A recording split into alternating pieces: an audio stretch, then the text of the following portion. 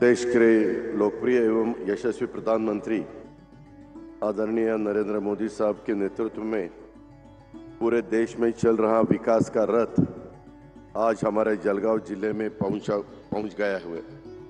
अंकुर, केला, प्याज की खेती करने वाले जलगांव जिले के लिए आज का दिन प्रधानमंत्री जी के उपस्थित के कारण सचमुच स्वर्णिम दिन है।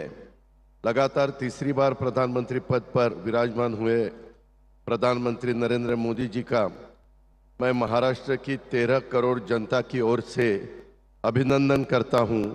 महाराष्ट्र की ऐतिहासिक पवित्र भूमि में प्रधानमंत्री जी का मैं हार्दिक स्वागत भी करता हूं। उनको बहुत बहुत धन्यवाद देता हूं। आज ज्या प्रचंड संख्येने स्टेजवरचे सगळे मान्यवर वेळ कमी असल्यामुळे सगळ्यांची नावं घेत नाही, परंतु राज्याचे मुख्यमंत्री, उपमुख्यमंत्री, गव्हर्नर साहेब, केंद्रीय कृषी मंत्री, सर्व मंत्रीगण, माझ्या विशेषतः जळगाव जिल्ह्याच्या कानाकोपऱ्यातून आलेले माझ्या सगळ्या महिला भगिनी, उमेदच्या सगळ्या माझ्या बांधव भगिनी, मायमाऊली आणि पत्रकार मित्रांनो, मी खरं तर आजपर्यंतच्या माझ्या राजकीय जीवनामध्ये एवढ्या प्रचंड संख्येने महिलांनी देशाच्या पंतप्रधानांचं स्वागत केलेलं महाराष्ट्रात पहिल्यांदाच बघतो। ज्या प्रचंड संख्येने माझ्या मायमाऊली आज इथं आल्यात, लाखोच्या संख्येने आलेल्या आहेत।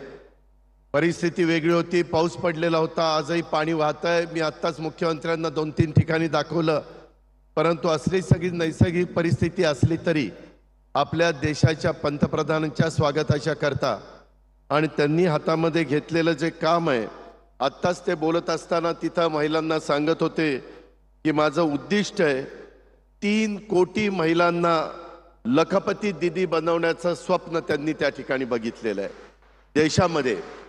त्याच्यातल्या कमीत कमी आपण एकनाथराव शिंदे, देवेंद्रजी, आपण सगळ्यांनी मिळून आपल्या महाराष्ट्रामध्ये देखील 50 लाख महिलांना लखपती दीदी बनवायचा संकल्प त्या ठिकाणी करूया। त्याकरता महाराष्ट्र कुठं कमी पडणार नाही याबद्दलची मला खात्री आहे, विश्वास आहे। महिलांच्यावर जर आपण जबाबदारी टाकली तर महिला कोणतीही जबाबदारी अतिशय यशस्वीपणे पेलू शकतात।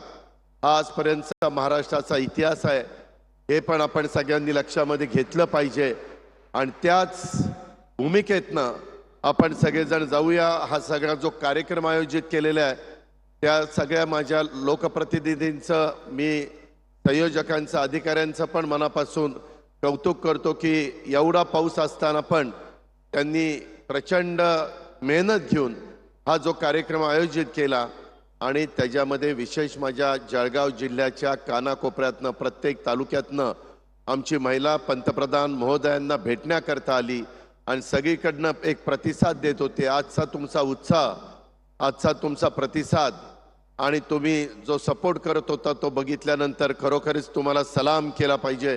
मी तुम्हाला मनापासून अभिनंदन करतो, तुमचं मनापासून कौतुक करतो। ह्या महाराष्ट्राने नेहमीच महिलांना मान दिलाय, सन्मान दिलाय, सबल केलंय, सक्षम केलंय आणि आज पंतप्रधानांच्या गेले काही वर्ष चाललेल्या ह्या कार्यक्रमातनं देखील महिला सबल, सक्षम होत आहेत। त्याच्यातनं आपले पण काही योजना तुम्हाला सगळ्यांना माहिती आहे, पण वेळ कमी असल्यामुळे मी जास्त बोलत नाही। पुन्हा एकदा या कार्यक्रमाच्या निमित्तानं ज्या ज्या लखपती महिला झालेल्या आहेत, ज्या दीदी झालेल्या आहेत, त्यांचं कौतुक करतो, परंतु त्यांनी त्यांच्यापुरता आता लखपती राहायचं नाही। ती इतर पण महिलांना लखपती करण्याच्या करता तुम्ही त्या ठिकाणी प्रयत्न करा। आम्ही सगळेजण तुमच्या पाठीशी आहोत हा शब्द देतो आणि या ठिकाणी थांबतो। जय हिंद, जय महाराष्ट्र।